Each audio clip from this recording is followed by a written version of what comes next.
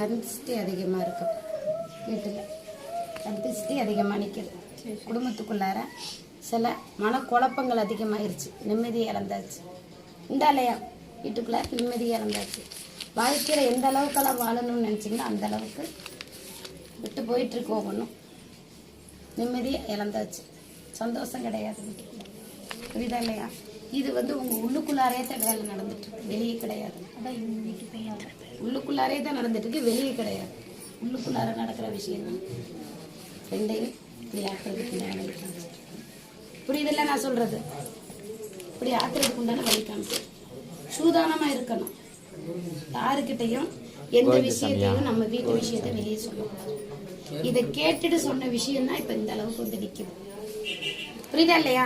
நீ யாருக்கிட்ட உன் மனக்குறைய போய் சொன்னியோ அதனோட விஷயம்தான் இந்த அளவுக்கு நடக்குது. வீட்டுக்கு குழப்பங்கள் சூறையாடி நிற்குது. நிம்மதி இழந்தாச்சு. வெளியே பார்க்கறதுக்கு தான் நல்லா இருக்கு, ஆனால் உள்ளுக்குள்ளார எதுவுமே இல்லை. பணம் காசு எல்லாம் இருந்து எந்த பிரயோஜனம்? நிம்மதி இருக்கணும். அந்த சாப்பிட்ற சாப்பாடு சரியான சாப்பாடாக இருக்கணும். அதை இழந்தாச்சு.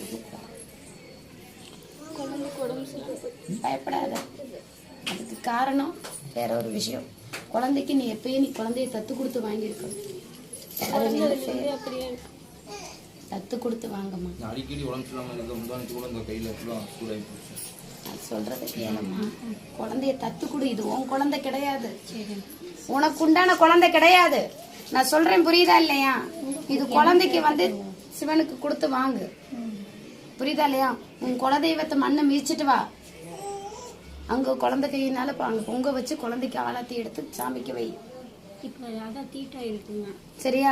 குலதெய்வ குறையினாலதான் இந்த அளவுக்கு வேலை நடந்துட்டு இருக்கு. போக முடியாது. அதான் குலதெய்வ குறை. சரியா? அதே மாதிரி இது உருவாகின நேரம் அது சிவனுக்கு உண்டானது. புரியுதா இல்லையா?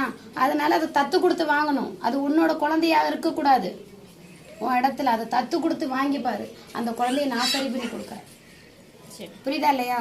இதை வச்சு ஒரு 3 நாள் கழிச்சு என் இடத்துக்கு கூட்டிட்டு வா. என் இடத்துக்கு வா. நான் அதை சரி பண்ணி நிலைக்கு கொண்டு வந்து பிள்ளைக்கு எந்த ஒரு சேதாரமும் இல்லாம நான் மேலே ஏற்றி கொண்டு வரது என்னோட பொறுப்பு.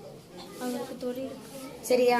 எந்த ஒரு பிரச்சனைக்கும் போகாது, எந்த இதுக்கும் நடக்காது.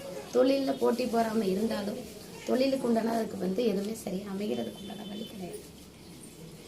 புரியுதா இல்லையா? இந்த அமைச்சுக்கிறதுக்கு நம்ம தான் வழி கொடுக்கணும். அமைஞ்சு நிற்க மாட்டேங்குது, எதுவுமே கைக்கு நிற்க மாட்டேங்குது.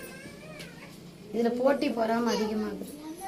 புரியுதா இல்லையா? இந்த போட்டிக்கு உண்டானதை நான் சொல்றேன். 5 நாள் கழிச்சு 3 நாள் கழிச்சு குழந்தை சரியா பொழுதுக்கு முன்னாடியே வரணும். உச்சி பொழுதுக்கு முன்னாடியே, மதியானத்துக்கு முன்னாடியே குழந்தைய தூக்கணும். குழந்தைக்கு எந்த பாதிப்பும் இல்லாமல் நான் கொடுக்குறது என்னோட பொறுப்பு.